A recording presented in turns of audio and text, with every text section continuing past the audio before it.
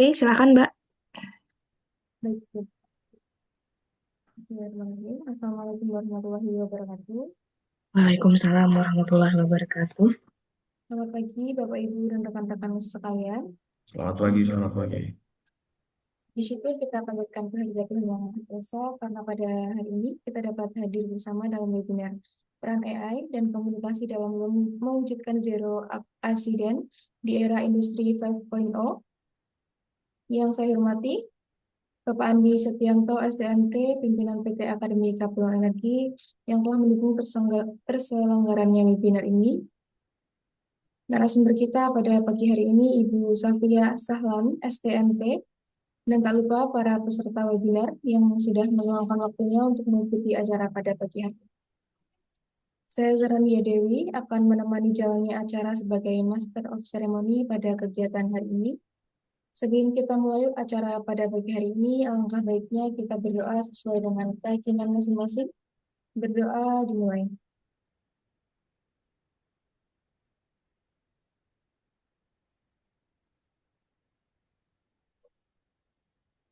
Berdoa selesai.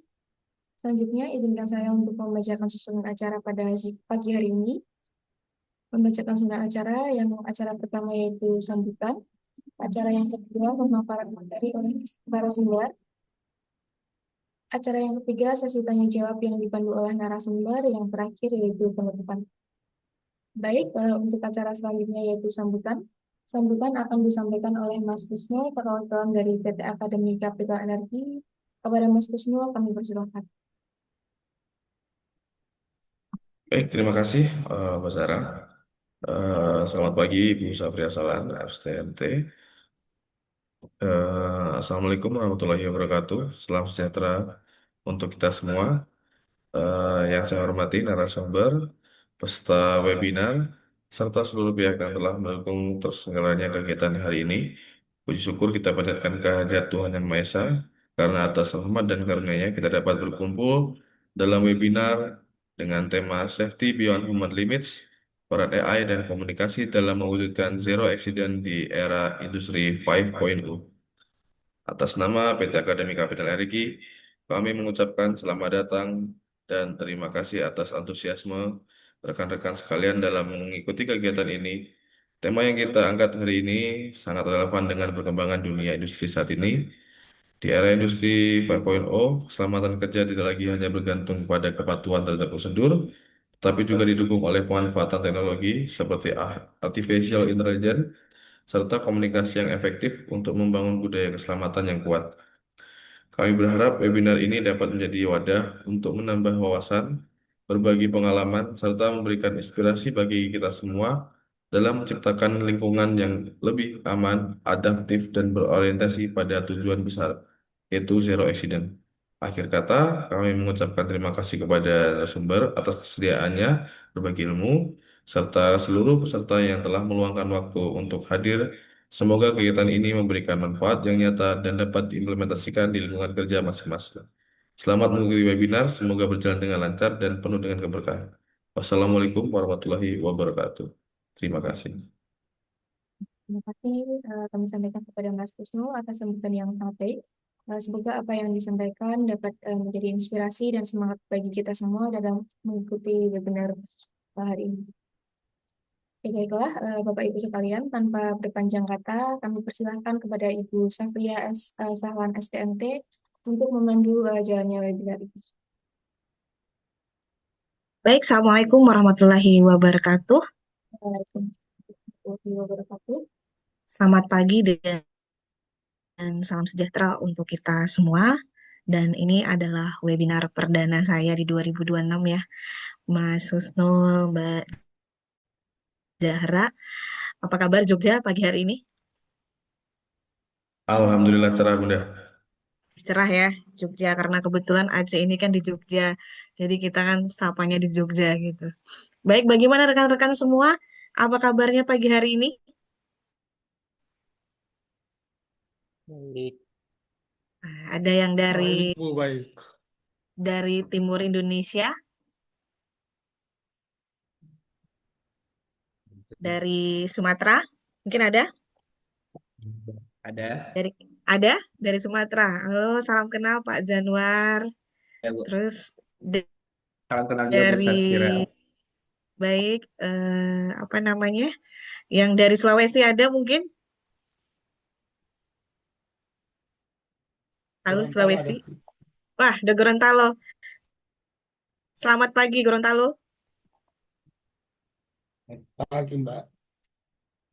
Oke, siap Pak Halim. Pak Halim, sorry. Terus dari Kalimantan.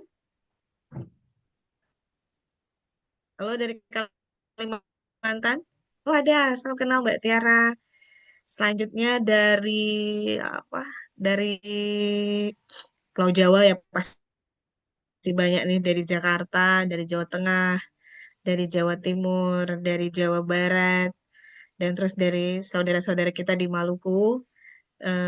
Selanjutnya dari Sabang sampai Merauke, saya ucapkan terima kasih atas atensinya dalam kegiatan webinar kita pada hari ini, yaitu pentingnya komunikasi dalam kita mengintegrasikan ke, ayo, apa kira-kira nih?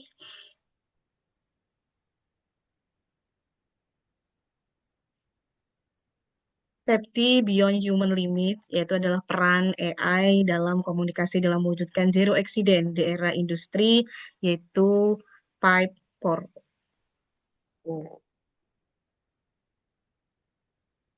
Baik, apakah suara saya terdengar dengan baik di sana? Baik, Bu.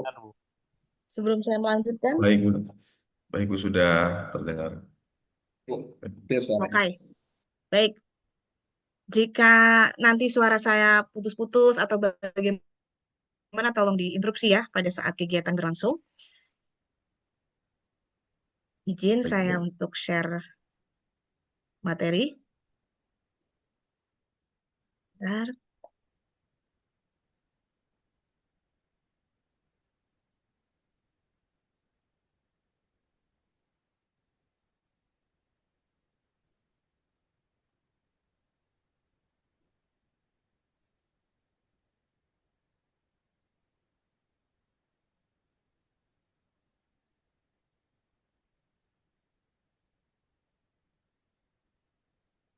Apakah di sana sudah terlihat?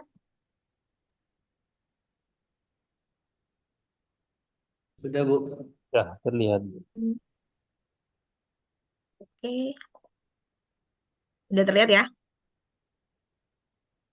Karena di sini itu, Sudah, Bu, sudah. oke, sudah terlihat ya Pak ya? Sudah, Bu. Baik, baik.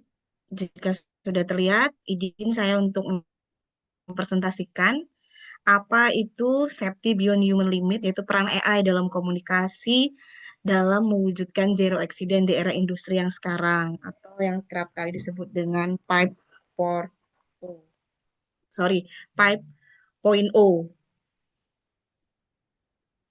Apa latar belakang yang melatar belakangi kita harus belajar ini? Karena yang pastinya adalah perkembangan teknologi digital, kecerdasan buatan atau artificial intelligence atau yang kerap kali kita sebut dengan atau yang kita dengar dengan AI dan analitik data telah mengubah cara organisasi dalam mengelola keselamatan kerja di era industri.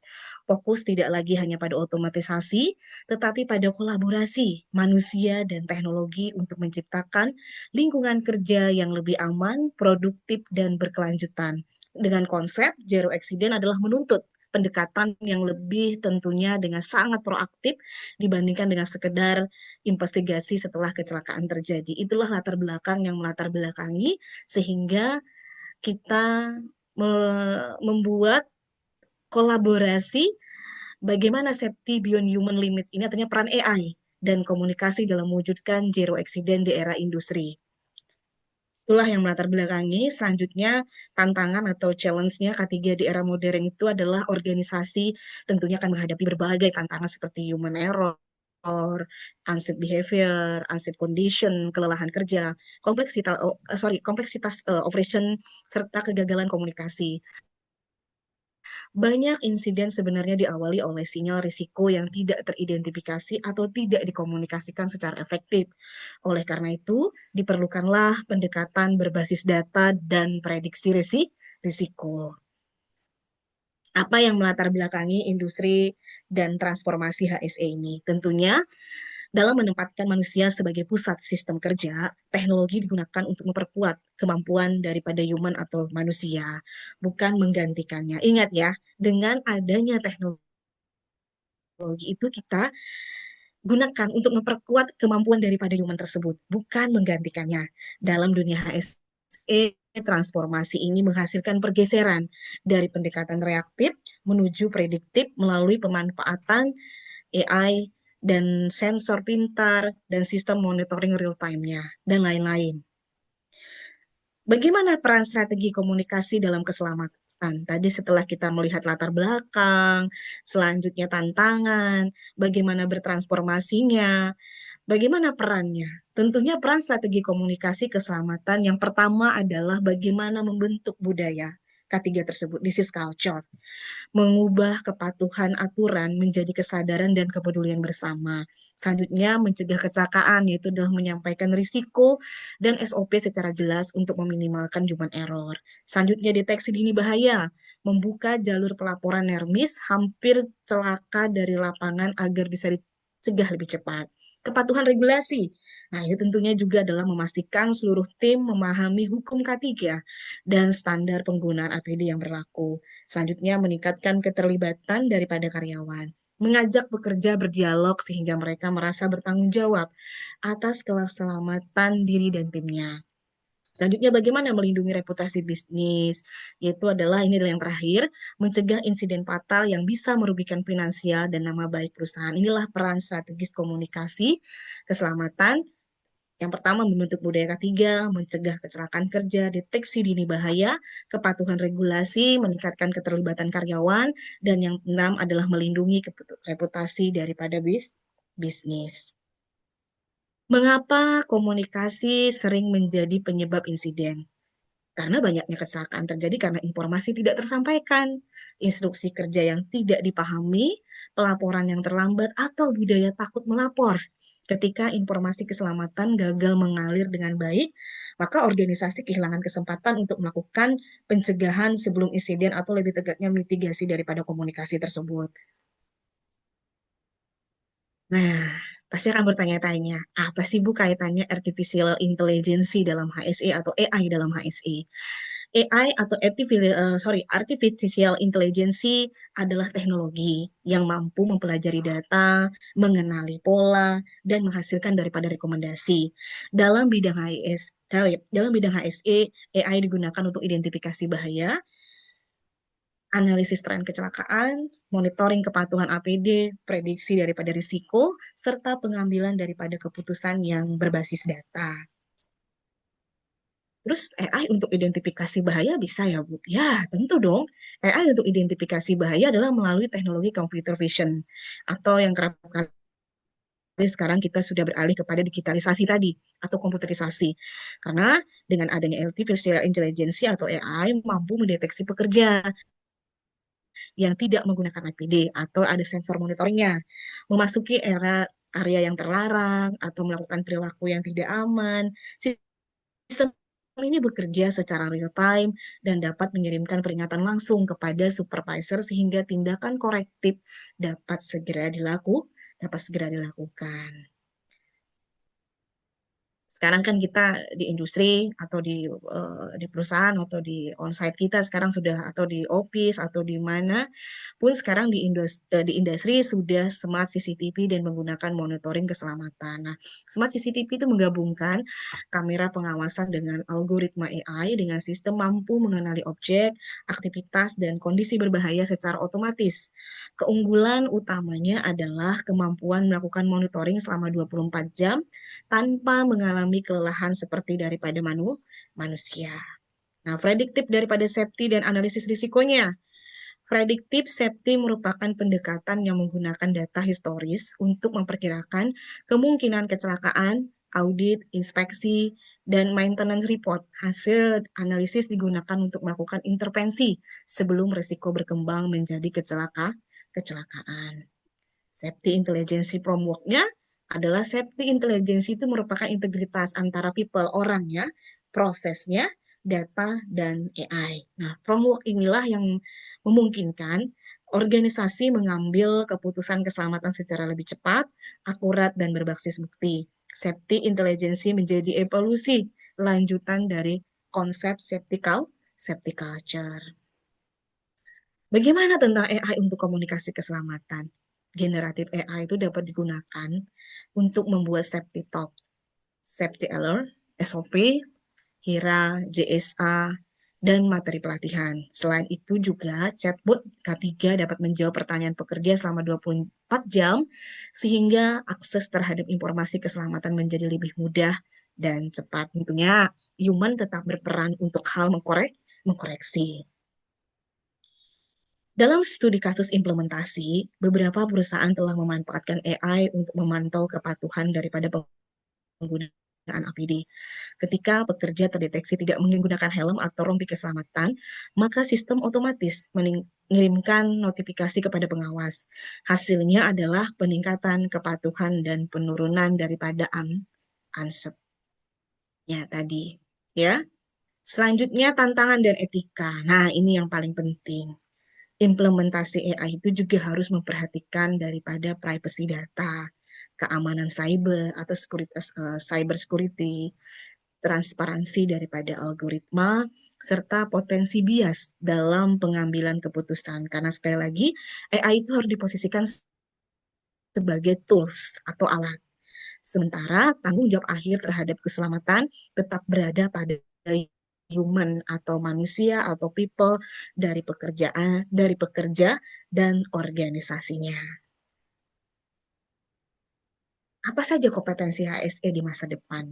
Tentunya profesional HSE masa depan tidak hanya membutuhkan kompetensi teknis K3 saja, tetapi juga pemahaman tentang AI tersebut, data analitiknya, digital communication, dan leadership.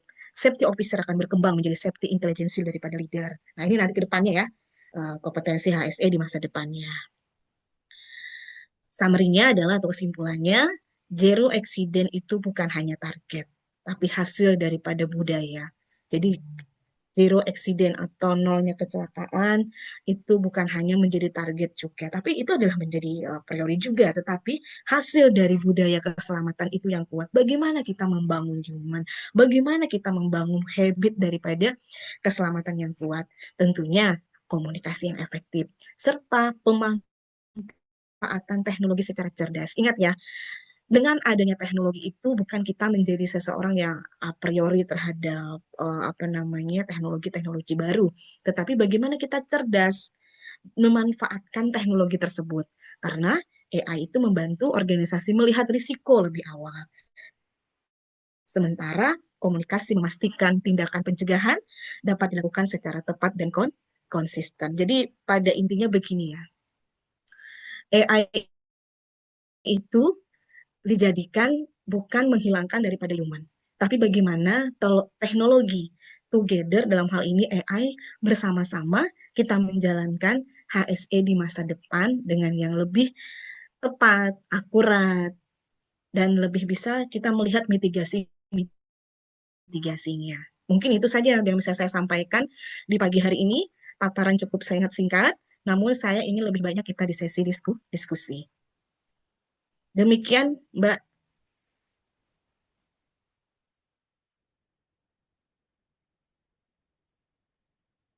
Mbak Zahra, monitor. Iya, Ibu. Demikian materi yang bisa saya sampaikan. Silahkan untuk kita masuk ke dalam sesi diskusi dengan 17 halaman tadi. Silahkan. Silahkan, Bapak-Bapak, Mas-Mas semua, jika ada yang ingin ditanyakan.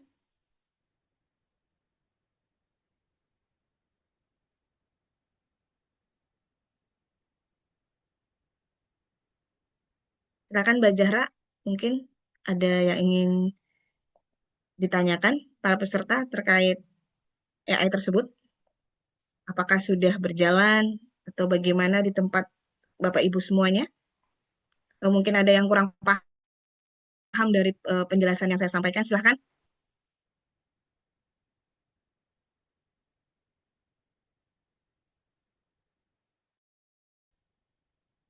Halo, gimana rekan-rekan semuanya dari penjelasan saya tadi?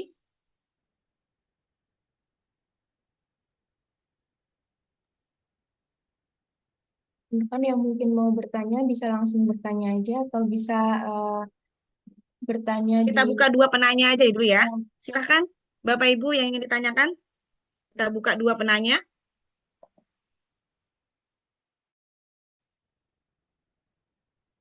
Silahkan.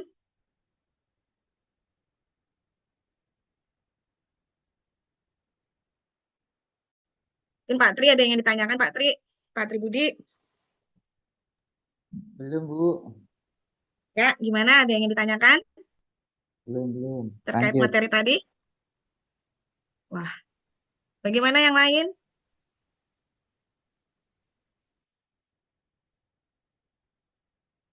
Tapi kalau menurut Pak Tri, dengan adanya AI ini sebetulnya sudah membantukah? Ya, banyak sih ya, yang kelihatan ya kayak CCTV tadi, analisis.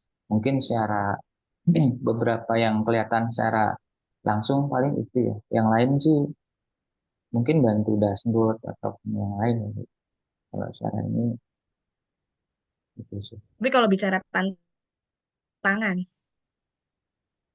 Tantangan agak potensi ya, maksudnya bisa kadang membahayakan sisi manusia juga jadinya. Karena kan ada teknologi yang kecerdasan buatan itu takutnya malah kalau tidak dikendalikan dengan baik malah bisa membahayakan. Tetapnya perlu ada kontrol, menggeser orang. Beberapa teknologi mungkin di luar sana di China dari mesin ataupun apa sudah digantikan AI karena lebih ekonomis ya. Tapi ya satu sisi ada errornya juga di sisi. betul. Makanya eh, kalau boleh ya saya sampaikan bahwa AI itu dengan adanya AI terhadap integrasi tadi ya, yang terpenting itu adalah kita juga tetap harus teliti, tetap juga harus memperhatikan. Karena ya tadi bahwa di dalam AI tersebut juga pasti ada titik kelirunya. Jadi makanya saya tadi sudah sampaikan bahwa untuk AI itu bisa untuk sebagai identifikasi bahaya, yaitu adalah melalui teknologi computer vision tadi ya Pak Tri dan rekan-rekan yang lain. AI itu juga mampu mendeteksi pekerja yang tidak menggunakan APD. Tapi balik lagi, ini tidak semua industri bisa hari ini ya kan, tapi kita nggak tahu ke masa depan nantinya ya, bahwa memasuki area terlarang atau melakukan perilaku tidak aman dengan sistem bekerja secara real time itu kan juga pasti butuh cost ya, pasti butuh biaya, investasinya juga tidak sedikit apa namanya secara real time dapat mengirimkan peringatan langsung kepada supervisor sehingga tidak korektif dan dapat segera dilakukan. Nah, ini juga berpengaruh terhadap pergantian daripada human. Nah, adanya smart CCTV tadi, Pak, dan monitoring keselamatan. Nah, ini kan juga investasi juga untuk apa namanya perusahaan ya atau corporate dalam hal mampu mengenali objek aktivitas dan kondisi berbahaya secara otomatis. Keunggulan utamanya adalah kemampuan melakukan monitoring selama 24 jam tanpa mengalami kecelakaan seperti manusia. Nah, tadi juga sama, prediktif safety dan analisis risikonya. Itu tadilah merupakan pendekatan yang menggunakan data historis untuk memperkirakan kemungkinan kecelakaan di masa depan. Dengan data yang dianalisis meliputi NERMIS, insiden report, audit, inspeksi, dan maintenance reports, hasil dari analisis digunakan untuk melakukan intervensi sebelum risiko berkembang menjadi kecelakaan.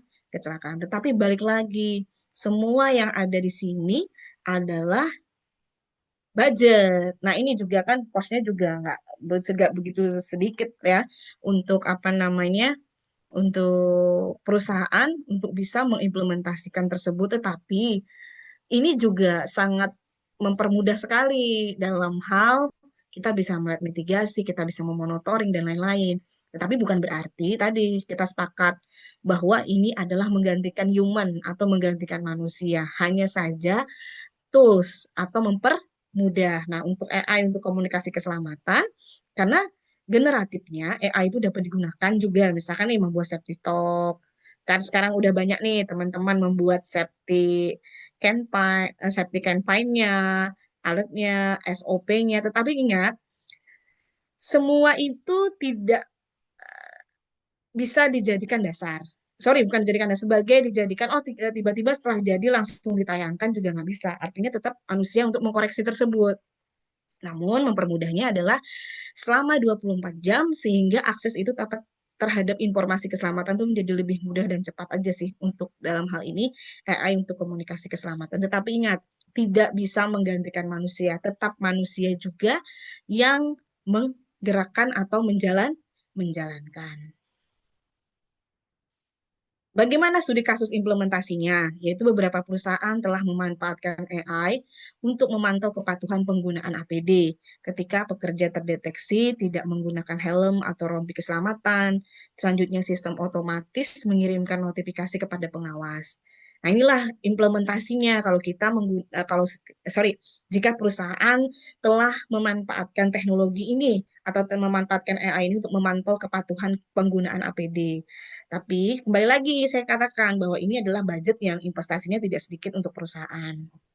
Ketika pekerja terdeteksi tidak menggunakan helm atau rompi keselamatan, maka sistem itu secara otomatis mengirimkan notifikasi. Nah, akhirnya terbitlah bagaimana punishment-nya. Hasilnya adalah peningkatan kepatuhan dan penurunan daripada kecelakaan tadi. Nah, tantangannya tadi saya sampaikan bahwa di dalam tantangan dan etika, implementasi AI itu harus memperhatikan privacy data, security cybernya, transparansi daripada algoritmanya, serta potensi bias dalam pengambilan keputusan terhadap AI itu harus diposisikan sebagai alat bantu saja. Jadi sementara tanggung jawab akhir tetap kepada keselamatan itu berada pada manusia atau human dan organisasi tersebut. Kompetensinya bagaimana HSE di masa depan? Tentunya adalah profesional HSE masa depan tidak hanya membutuhkan kompetensi teknis K3, tetapi juga pemahaman tentang AI, data analitik, digital communication, dan leadership-nya. Serta safety officer itu akan berkembang menjadi safety intelligence daripada leader. Jadi itulah yang melatar belakangi sehingga kita menempatkan AI itu bukan jangan hanya, artinya jangan dia itu sebagai yang paling, oh kita ngikutin dia aja. Enggak, tapi tetap harus ada yang tim yang mengkoreksikannya, harus ada tetap human yang menjalankannya. Karena tantangan K3 di era modern itu adalah organisasi menghadapi berbagai tantangan. Apa saja human error, asset behavior-nya, asset condition-nya, kelelahan kerja, kompleksitas daripada operation-nya, dan juga adalah kegagalan komunikasi ini kan sebenarnya klasik ya. Tapi tetap aja sampai sekarang ini masih terjadi gitu loh. Karena banyak insiden itu sebenarnya diawali oleh sinyal risiko yang tidak teridentifikasi atau tidak dikomunikasikan secara efektif. Sehingga diperlukanlah pendekatan yang berbasis data dan dengan prediksi daripada risiko.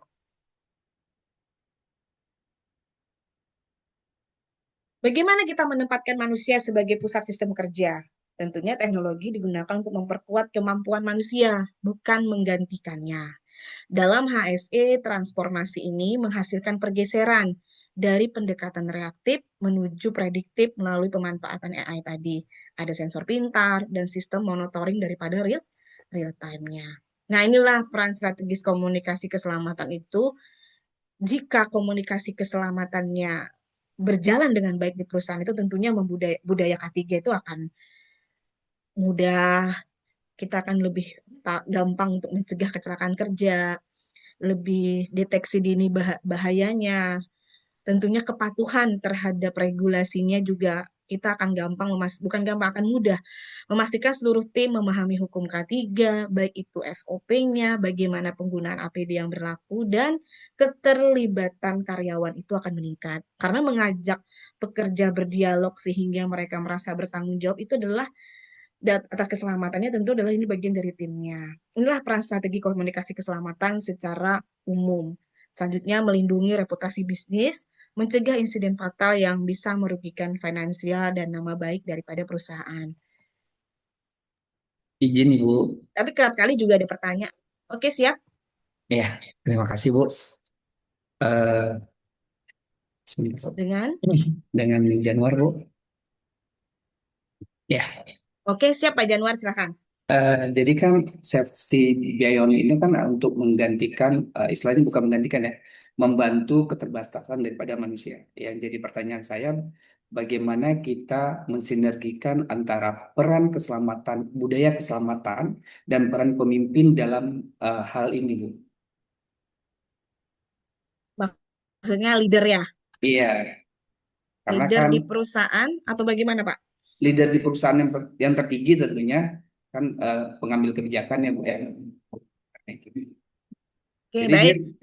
Lanjut. AI ini kan fungsinya untuk menjadi bantuan bagi manusia ya gitu ya. Tools, alat bantu. Toolsnya, device-nya kan. Nah, jadi setelah device-nya ada, kemudian perannya kita kan kita tidak boleh mengurangi daripada peran keselamatan, budaya keselamatan dan peran si pemimpinnya. Nah, bagaimana peran mereka di sana gitu, Bu? Oke, cukup Pak. Ada lagi? Kok gitu? Itu dulu, Bu. Baik. Pak Januar Effendi dari perusahaan mana Pak? Izin Bu, saya inspektur tambang Bu. Oh, IT. Di? Di Kementerian SDM Penempatan Aceh. Oh, di Aceh. Dari Melabuh jauh nggak Pak? Karena soalnya minggu depan saya mau ke Aceh. Oh ya, kemana? Ke MIFA ya? Daerah Iya. sana lah Pak. Oh, Tentunya siap. bagaimana sistem energi berjalan dengan baik di sana begitu. Baik. Salam Salam kenal Pak kenal Januar juga. Effendi, saya Ya, Bumi Sapria. nanti kalau ke sini bisa hubungi Bu. Baik, salam juga buat teman-teman inspektur tambang yang ada di sana. Pada prinsipnya begini Pak, dalam hal pengenalan AI tersebut kepada leader ya lebih tepatnya. Dalam hal ini mungkin peran sosialisasi sebetulnya sih Pak. Sosialisasi dalam arti kata bahwa kita itu harus juga melek terhadap teknologi. Saya kan kerap kali mengatakan bahwa kita jangan terlalu antipati dengan adanya teknologi baru, tetapi bagaimana together, bersama, kita bekerja dengan adanya teknologi baru. Dan seperti yang Bapak sampaikan bahwa AI itu kan sebenarnya tools, bantu. Tetapi bagaimana alat bantu ini di level atas itu juga mengenal. Mungkin itu ya Pak ya, yang ingin Bapak tanyakan ya gitu. Bagaimana strateginya Bu? Bagaimana komunikasinya kan seperti itu. Agak-agak unik, agak-agak gimana ya Pak ya, karena mengenalkan ini kan butuh merubah habit human. Kalau yang bersangkutan merasa ya ini kan cuma buatan manusia aja, ini kan susah kan kita ya. Tetapi balik lagi bahwa kemajuan teknologi itu tidak bisa kita pungkiri Pak. Bagaimana tim di bawah ini bisa mengenal terhadap artificial intelligence ini kalau yang di atas tidak mensosialisasikan. Maka dari itu, harapan saya adalah kita tuh jangan menganggap bahwa teknologi baru itu akan menggantikan human, itu yang pertama. Terus yang kedua, saya kan selalu mengatakan bahwa AI itu harus ada peran etika, Pak. Nah, hari ini kan dengan adanya teknologi ini kan juga kadang-kadang kan etika ini mungkin Pak Januar bisa memahami kalimat saya ya, bahwa etika ini kan juga kadang-kadang mundur. Apalagi karena tahu apa sih Pak, ini kan cuma di chat GPT aja udah bisa kok. Akhirnya kan kita jadi apa namanya attitude-nya kan juga challenge di sini ya gitu. Maka dari itu kalau dari saya mungkin dari saya sarannya adalah yang pertama kita melakukan langkah sosialisasi yang seperti yang saya lakukan. Hadir Bapak ini adalah bagian daripada bentuk sosialisasi, Pak. Sosialisasi saya bahwa AI itu sangat menunjang loh dalam HSE, sangat mensupport sekali dalam dunia komunikasi. Kenapa? Karena yang tadinya kita mau bikin poster campaign aja sekarang Pak, kalau dulu mungkin 1 hari mungkin ya Pak Tri ya. Mungkin Pak Tri nih bisa Iya, jawab betul. nih orang Betul. praktisi K3. Dulu kan Ya, kita kalau bikin poster campaign itu kan butuh sehari kan anak-anak tim Lebih itu kan sehari set. malah ya, lebih kadang-kadang. revisinya Belum lagi bolak-balik. Nah, konsepnya kan Bu. nah sekarang kan cuman di chat GPT, apalagi kalau saya sarankan chat GPT-nya yang 5 ya Pak ya. Itu kan sorry 5.2. Itu kan yang bukan teknologi, itu kan yang sistem yang update terbarunya itu lebih cepat lagi. Nah, kalau dulu kan Pak, Canva kita nggak mengenal. Mainnya apa Pak Tri dulu? PowerPoint dipindah ke Photoshop apa PowerPoint, Photoshop, oh apa? Photoshop. dipindah. Kalau sekarang kan sudah Corel lebih mudah. Tetapi bagaimana yang level di atas ini mau mengenal ini dan mensosialisasikan bahwa kita tidak mengganti human, Pak.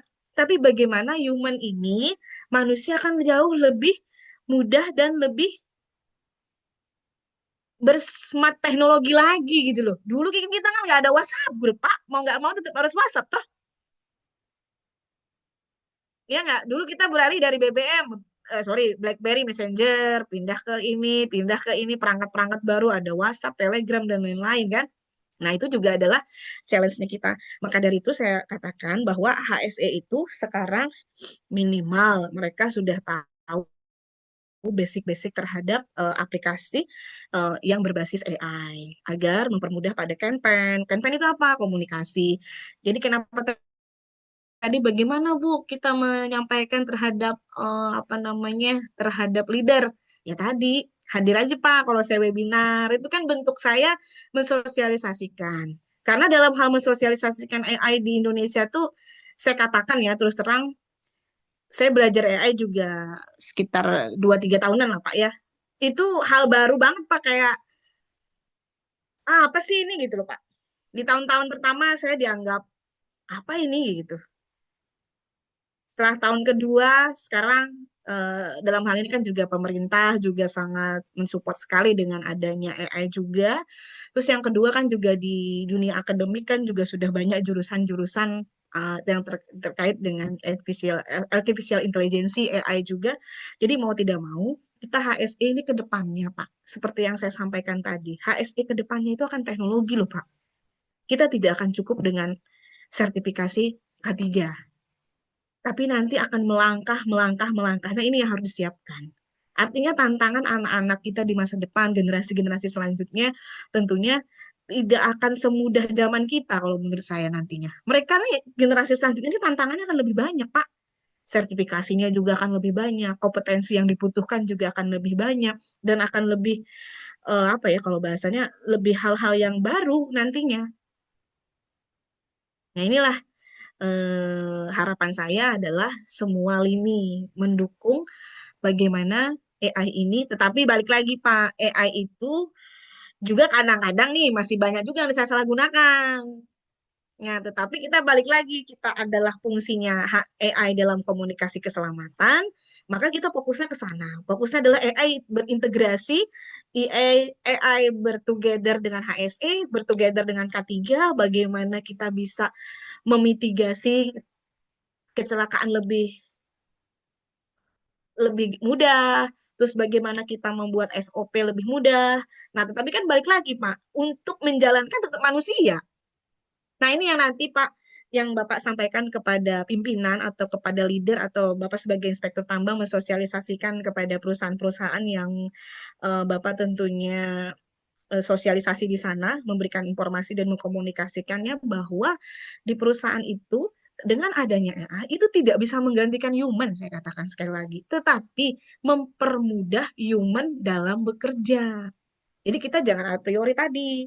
Namun pada perjalanannya Pak ya, setelah saya belajar dunia AI itu, oh sebenarnya ini kalau mau berbuat yang kurang pas pun juga mudah juga dengan ini gitu. Artinya balik lagi human yang menjalankan itu dan bagaimana kita bisa menjalankan AI, mengimplementasikan AI ini baik itu dalam industri kerja, baik itu pun dalam profesional kerja kita, tentunya emosional kita juga Pak yang menjadi landasan utamanya kan, bahwa kita mau melangkahnya kemana. keimanan kita juga Pak sebetulnya yang bukan mau, harus menjadi fundamentalnya sehingga AI bisa berjalan terutama di Indonesia.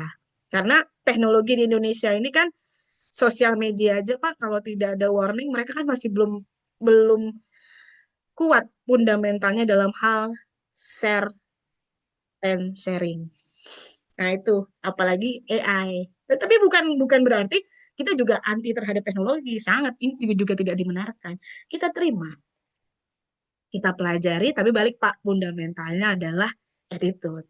Fundamentalnya adalah keimanan seseorang. Bagaimana keyakinannya bahwa AI ini mau dibawa kemana. Seperti itu, Pak. Silakan, jika ada yang ingin ditanyakan kembali Pak Januar, saya siap untuk berdiskusi. Silakan Pak Januar jika ada tanggapan. Terima kasih. Setuju Bu, cuma ada beberapa juga kalau memang bukan kita pungkiri juga ya Bu ya, dengan kehadiran AI ini, Oke, kalau siap. kita tidak bisa bersaing, artinya kita juga akan digantikan oleh AI ini. Ada beberapa kasus yang misalnya dia bisa monitoring biasanya orang, tapi bisa dimonitoring dengan AI gitu kan. Makanya ada ketakutan-ketakutan seperti itu. Nah, yang jadi saya pengen tahu Bu, kira-kira nih di Luto kan kita ada pengendalian resiko tuh Bu ya. AI apa sih yang tepat kita gunakan untuk mengetahui IBPR-nya di sana, Bu? Mungkin Ibu pernah buat AI tentang itu, Bu? Terima kasih. IBPR, identifikasi bahaya, Risiko. Penilaian penilaian atau risiko. pengendalian maksud Bapak nih? Penilaian risiko. Sebetulnya pernah Pak saya membuat, tetapi pada kasus saya kan sekarang tidak di mining lagi Pak ya. Oh ya. Sebelumnya saya basically kan mining. Sekarang Iya. saya di EBT Pak. Karena udah parkir.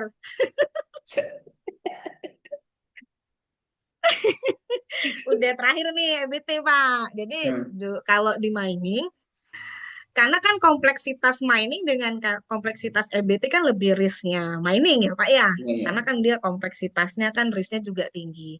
Jadi pola yang saya belum, oh bukan, mengarah ke sana tuh sudah saya buat. Tetapi balik lagi Pak, setelah saya lakukan kajian, saya lakukan riset setelah bahasanya, tetap human Pak harus ada di situ. Karena siapa yang kontrol human, siapa yang kontrol emosionalnya? Tetapi bukan berarti, nah ini juga ya kadang-kadang nih, saya nih bicaranya begini ya Pak ya, corporate ini kan pengennya simpel nih, betul nggak sih Pak? Corporate pengennya kan, oh ya udah kalau kita bisa efisiensi meninggalkan manpower, kenapa tidak? Tetapi ketelitian itu kan tidak akan sama yang dilakukan oleh human Pak. Cuma kalau kita bicara efisiensinya adalah yang tadinya orang IBPR-nya 6, sekarang dengan adanya AI bisa jadi 4. Nah, duanya ini nanti kita akan arahkan kemana lagi? Nah, itu sebetulnya Pak. Bapak ini pancingannya luar biasa aja pertanyaannya ya. Jadi itu Pak yang saya rekomkan kemarin kan, tetapi bukan berarti pada saat dua orang tim HSE atau disease monitoring atau dia safety officer di bagian IBPR tadi, di bagian manajemen risiko dengan adanya AI itu bukan berarti dia hilang Pak, tetapi mungkin akan satu aja. Berkurang. Nah, satunya mungkin akan kita pindahkan ke job Iya. desk yang lain. Tetapi berarti kan pertanyaannya adalah berarti nggak nambah orang lagi dong, Bu. Nah, itulah AI hari ini gitu kan. Nah, Dilema, Bu. dilema sebetulnya Pak. Jadi sebetulnya setelah saya pertama-tama belajar AI ini di 2000 pasca pandemi lah saya mempelajari ini, belum booming di Indonesia. Wah, ini kalau masuk nih saya bilang luar biasa juga.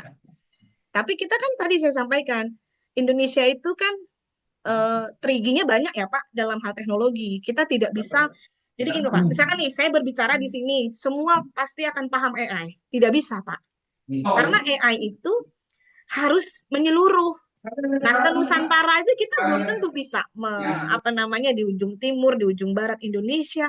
Mungkin mereka masih belum paham, Pak. Bukan belum paham. Mungkin mereka tahu AI, tapi bagaimana aplikasi AI itu kan banyak, Pak. Dan bagaimana prompt, bagaimana kita memerintahkan chat GPT itu kan juga nggak bisa dengan emosional, Pak. Misal nih, wah itu sebenarnya praktikum tuh, Mbak. Nanti di bab berikutnya lah webinar kita praktis. Bagaimana praktis dalam hal penggunaan AI dalam implementasi K3, nah itu loh Mbak Zahra. Itu kita praktek aja, Pak. Nanti saya akan di situ akan ajarkan bahwa ketika Bapak ngepron A, ngepron B, seret jadi, Pak. Tapi kadang-kadang di itunya berbeda, Pak. Nah, itu kan juga apalagi orang, mohon maaf, seorang inspektur tambang kan pasti akan trigi. Kok kenapa begini ya? Kok dalam regulasi nggak sama ya? Nah, itu. Jadi, dalam hal sama, Pak, identifikasi bahaya dan pengendalian risiko. Itu bisa, Pak, menggunakan AI dalam hal penilaiannya, dalam hal teknologinya kan sudah mulai masuk di Indonesia kan. Tetapi balik lagi, Pak, yang memegang kendali this is to human, tapi mengurangi human itu jelas terjadi. Itu sifat tantangannya. Sebenarnya AI itu dilema. Dilema pemerintah juga dalam hal ini. Bagaimana nanti anak generasi kita ke depannya dalam hal lapangan kerja, profesionalitas, dan lain-lain. Karena AI itu aplikasinya banyak sekali, Pak.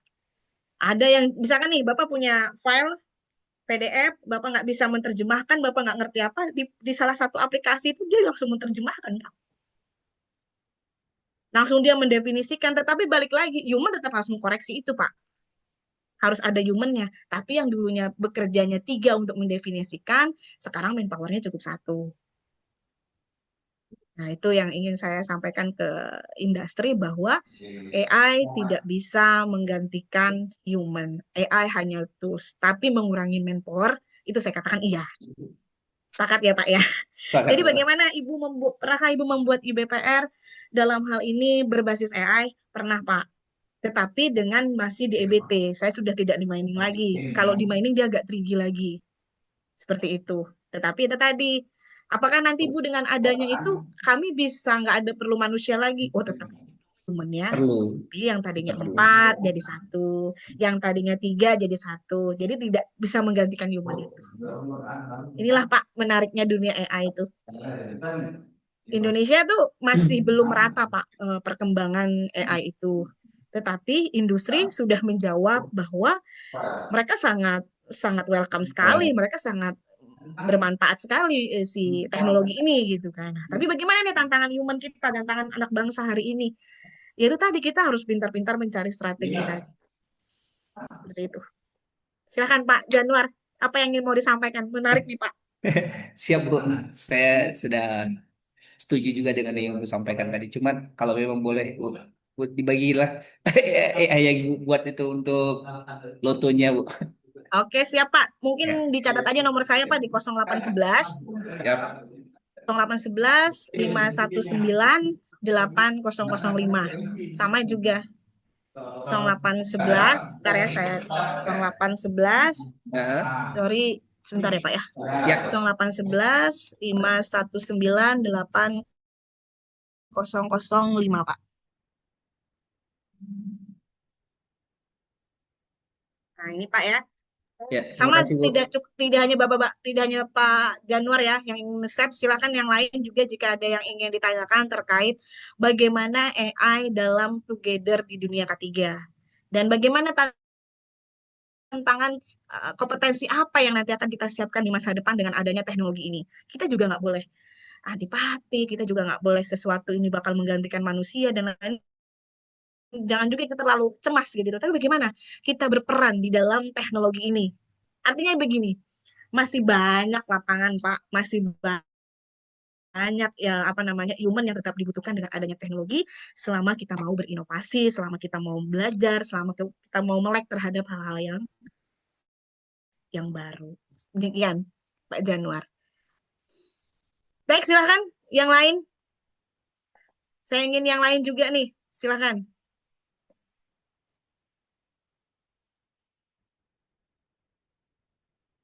Silakan yang lain jika ada yang ingin pertanyaan.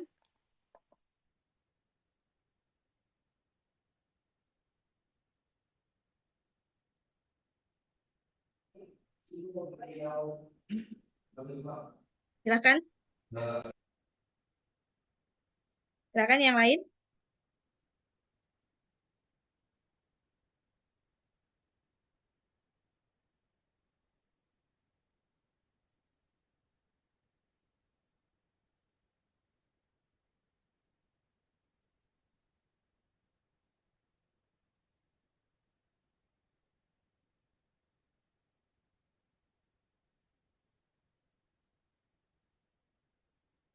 Silakan yang lain. Patri mungkin ada pertanyaan. Atau ada yang tambahan? Ini kalau Belum, gimana Patri, silakan. belum ada Bu, belum. Gimana dari Belum ada. penjelasan tadi mungkin Iya cukup. Bu. cukup ya. Hmm. Jadi kalau bisa, oke siap. Saya akan jawab yang ada di kolom chat. Izin bertanya, Kak, mengenai tanggung jawab hukum. Jika suatu saat terjadi kecelakaan kerja dan ternyata sistem AI gagal memberikan peringatan atau membuat keputusan yang salah, siapa yang sebenarnya memegang tanggung jawab moral dan hukum tersebut? Apakah perusahaan, vendor penyedia AI, atau tetap ada pengawas manusia? Bagaimana kita mendudukan hal ini agar tidak menjadi bumerang? Seperti tadi di dalam materi saya ya, izin dengan Mas atau Pak Muhammad Alif Mirsa ada? Halo, Pak Muhammad Iya, Alif Mirsa ada? iya, Oke. ada Halo, hadir. salam kenal. Halo, Halo. selamat malam, Bu. Ya, dari mana, Pak? Saya sebenarnya mahasiswa dari Bandung, tepatnya di Teknik Informatika.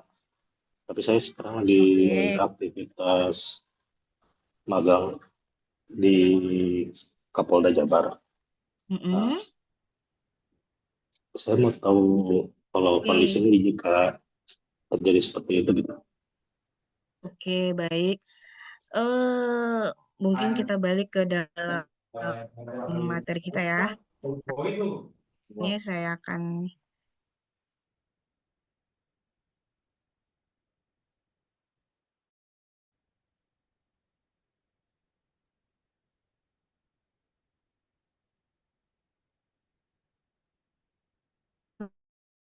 Nah, ini Pak, tantangan dan etika di dalam implementasi AI itu juga harus memperhatikan privasi data, keamanan cyber, transparansi algoritma, serta potensi bias dalam pengambilan keputusan.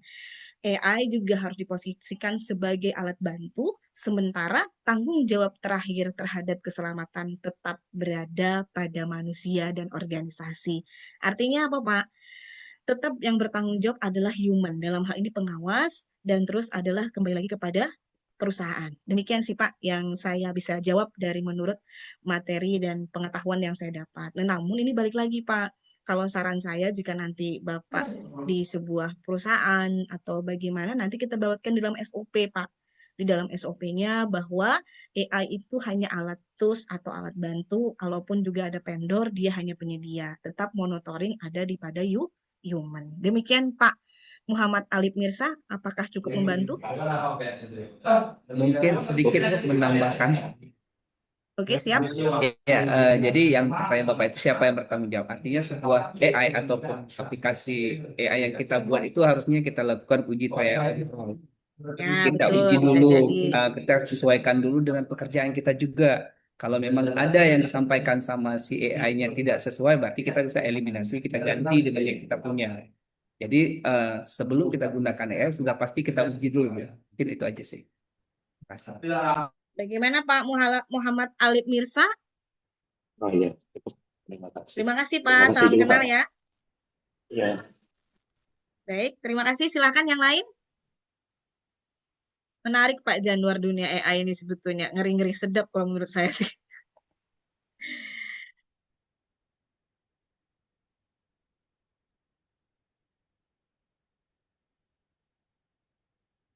Silakan yang lain. Jika ada pertanyaan, bisa di kolom chat.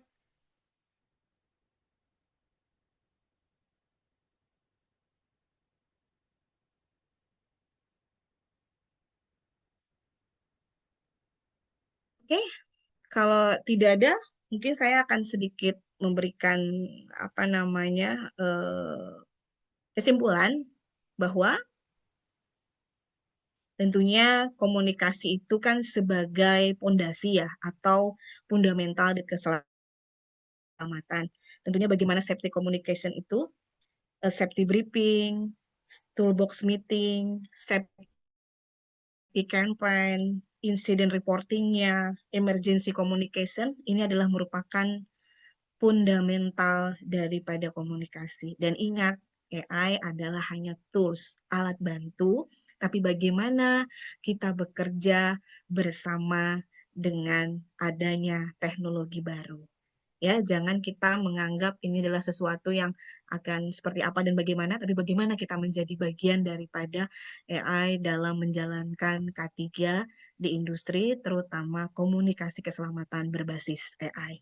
Demikian, saya Sapria Sahlan. Assalamualaikum warahmatullahi wabarakatuh, dan saya kembalikan kepada host Mbak Zahra. Silahkan. Terima kasih, Bunda. Oke, baik. Acara selanjutnya yaitu penutup. Kami ucapkan terima kasih kepada Ibu Safia Salam STMP selaku narasumber atas pemaparan dan diskusi yang sangat bermanfaat. Kami juga mengucapkan terima kasih kepada seluruh peserta yang telah hadir dan aktif berpartisipasi dalam webinar ini. Sekedar informasi Bapak Ibu sekalian, webinar kali ini termasuk salah satu program yang dimiliki oleh AC. Adapun informasi mengenai program lainnya seperti online class, mini course, dan pelatihan-pelatihan sertifikasi BNSP, Bapak Ibu bisa tanyakan ke admin kami dan melihat katalog serta akun sosial media Instagram kami. Kami informasikan juga kepada rekan-rekan Sobat AC dapat memperoleh sertifikat, materi webinar, dan rekaman Zoom dengan cara mengisi link absensi yang telah kami bagikan melalui room chat room dan grup WhatsApp peserta.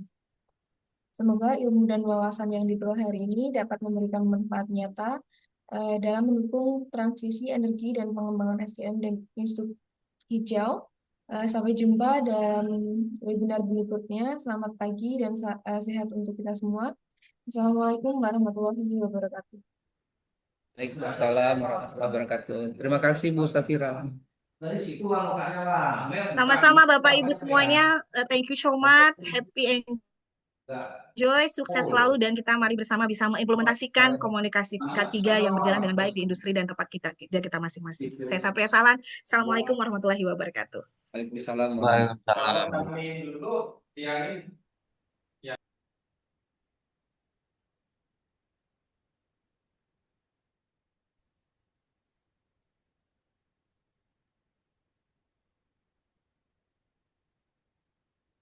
Izin lip ya Bapak Ibu, silakan dilanjut.